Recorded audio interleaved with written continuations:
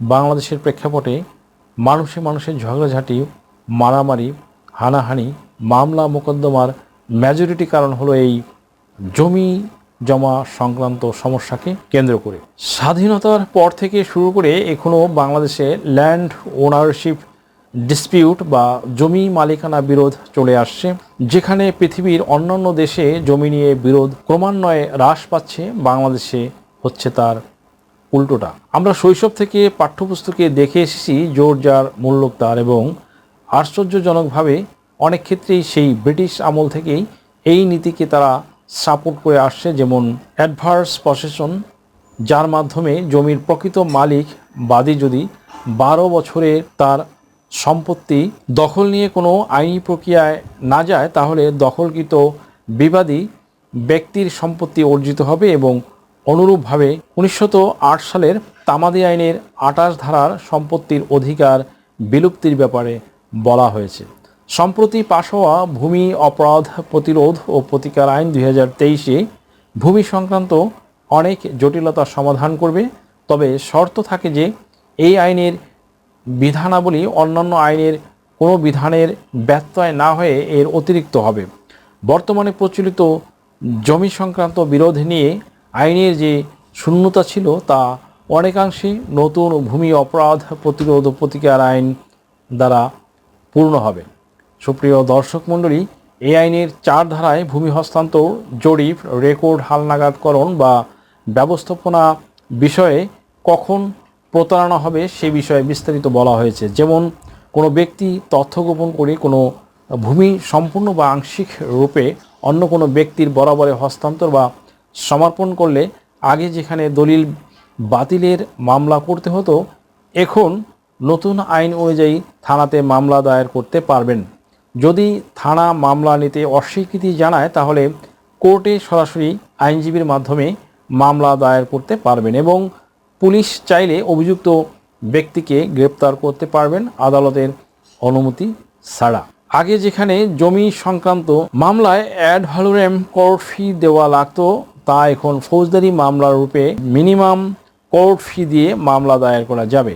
এই আইনের বিশেষত্ব হলো, এই আইনে মামলা করলে তা কগনিজেবল অফেন্স, আমলযোগ্য অপরাধ, এবং নন বেইলেবল জামিন অযোগ্য, নন কম্পিউন্ডাবল আপোষ অযোগ্য।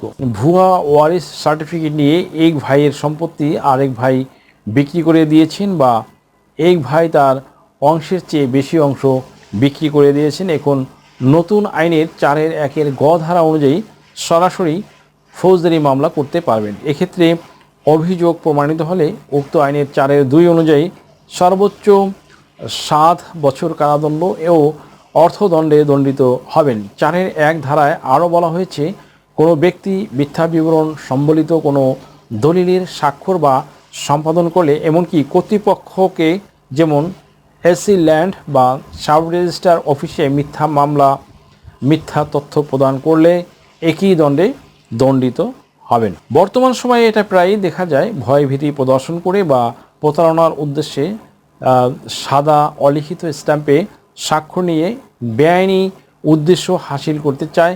এক্ষেত্রে ভূমি অপরাধ প্রতিরোধ ও প্রতিকার আইন 2023-এর 5-1-এ ভূমি জালিয়াতি সম্পর্কে সুস্পষ্টভাবে বলা হয়েছে, কোনো ব্যক্তি বা প্রতিষ্ঠান যদি দলিলের কোনো অংশ সম্পূর্ণ বা আংশিকভাবে পরিবর্তন করে, সংক্ষেপে বলতে গেলে যে উদ্দেশ্যে দলিল করা হয়েছে সেই উদ্দেশ্যে ব্যতীত অন্য কোনো উদ্দেশ্যে দলিলটি ব্যবহার করা হলে তা উক্ত আইনে অপরাধ হিসাবে গণ্য হবে, এবং অপরাধের সর্বোচ্চ শাস্তি 7 বছর এবং অর্থদণ্ড।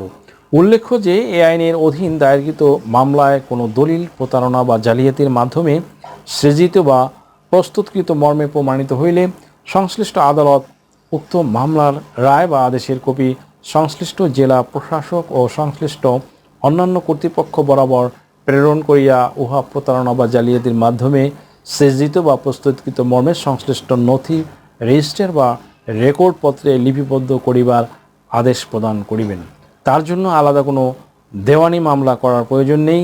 এতে করে একদিকে যেমন বিচার প্রার্থীদের সময় এবং খরচ কমবে, অন্যদিকে আদালতে মামলার জট কমবে। এই আইনে আরেকটি উল্লেখযোগ্য দিক হলো, যদি কর্তৃপক্ষকে যেমন এসি ল্যান্ড বা সাব রেজিস্ট্রার অফিসে কোনো ব্যক্তি দলিল উপস্থাপন করে এবং উক্ত অফিস যদি উপস্থাপনকৃত দলিলটি জাল বিশ্বাস করার যুক্তিসঙ্গত কারণ থাকলে সংশ্লিষ্ট কর্তৃপক্ষ উক্ত বিষয়ে বিস্তারিত তথ্য উল্লেখ করে তা বিচারার্থ উপযুক্ত ফৌজদারি আদালতে প্রেরণ করবে।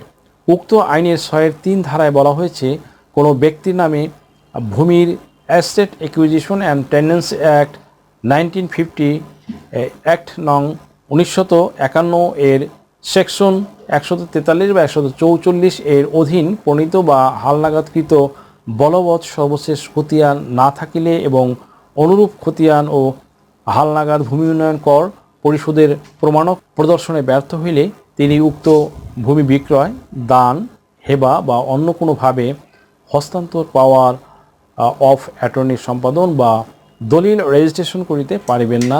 তাই জমি হস্তান্তর বা বিক্রয়ের ক্ষেত্রে অবশ্যই হালনাগাদকৃত সর্বশেষ খতিয়ান থাকতে হবে। একজন আইনজীবী হিসাবে অনেক মামলায় দেখেছি, অনেক বিক্রেতা জমি বিক্রি করার পরে উপযুক্ত কারণ ছাড়া ভূমির দখল স্থানান্তর করেন না। এক্ষেত্রে এই আইনের 9 ধারায় বলা হয়েছে, এটি একটি অপরাধ ও তার জন্য সর্বোচ্চ 2 বছর কারাদণ্ড ও অর্থদণ্ড হতে পারে এবং মোবাইল কোর্টের মাধ্যমে তাৎক্ষণিক প্রতিকার পাওয়া যাবে।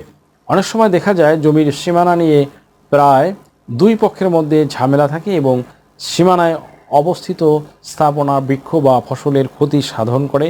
নতুন আইন অনুযায়ী তা একটি অপরাধ এবং এই অপরাধের জন্য সর্বোচ্চ 2 বছর কারাদণ্ড ও অর্থদণ্ড হতে পারে এবং মোবাইল কোর্টের মাধ্যমে তাৎক্ষণিক প্রতিকার পাওয়া যাবে। সুপ্রিয় দর্শক মণ্ডলী, আলোচিত ভিডিওটিতে আলোচিত বিষয়গুলো আলোচনা। নতুন আইন প্রয়োগের ফলে ভূমি সংক্রান্ত প্রতারণা এবং জালিয়াতি অনেকাংশই হ্রাস পাবে। দলিলের প্রকৃতি, মালিকের দাবির প্রতিকার সহজ হবে। যদি কেউ প্রতারণা বা জালিয়াতির আশ্রয় নিয়ে জমি দাবি করে, তাহলে এক্ষেত্রে একটি মামলায় নিষ্পত্তি এবং প্রতারক এর বিরুদ্ধে শাস্তি নিশ্চিত করা হয়েছে, যা পূর্বে ছিল না এবং পৃথক মামলা করতে হতো। দলিল যার জমি তার তখনই যখন এই আইনের ব্যবহার এবং প্রয়োগ সঠিকভাবে করতে পারবে। নতুন এই আইন নিঃসন্দেহে ভূমি সংক্রান্ত মামলা জটিলতা অনেকাংশে কমিয়ে তার প্রতিকার সহজ করে দিয়েছে।